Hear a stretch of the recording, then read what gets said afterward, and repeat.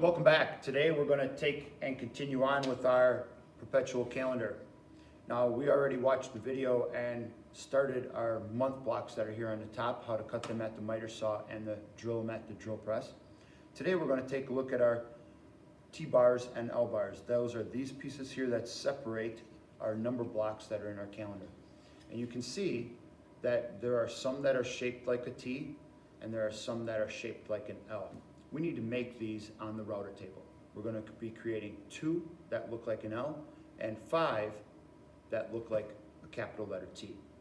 Okay, to begin, just like at the drill press and miter saw, only one person, the operator, is allowed inside the safe zone, which is the yellow painted lines on the floor. And we always want to make sure that we have our safety glasses on. Okay, so let's go over to the router table.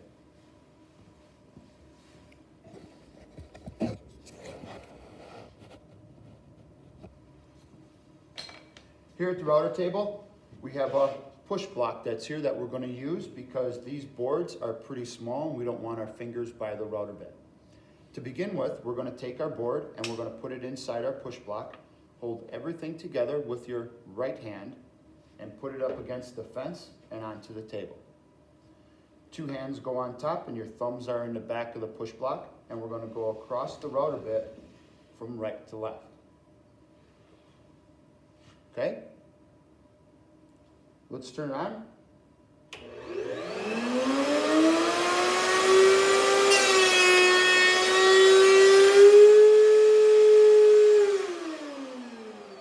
One pass across with the router gives you a shape that looks like the letter L. You're going to need 2 boards that are shaped like the letter L. To get the letter T, this is the way we just got done routering it. We're going to flip it over end to end,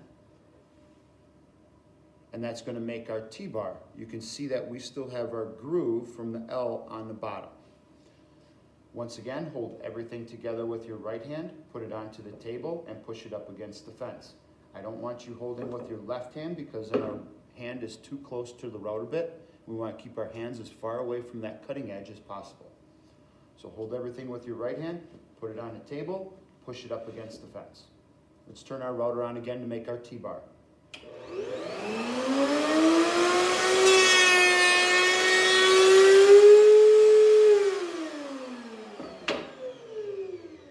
When you are finished, you want to have 2 that look like a letter L, and you want to have 5 that look like a letter T. If you are making these that look like a letter Z for a Z-bar, we have some problems and you need to come find me, and I want to help you figure out how to twist that board so that we're not making these Z-bars. These do not help us with our perpetual calendar. Okay?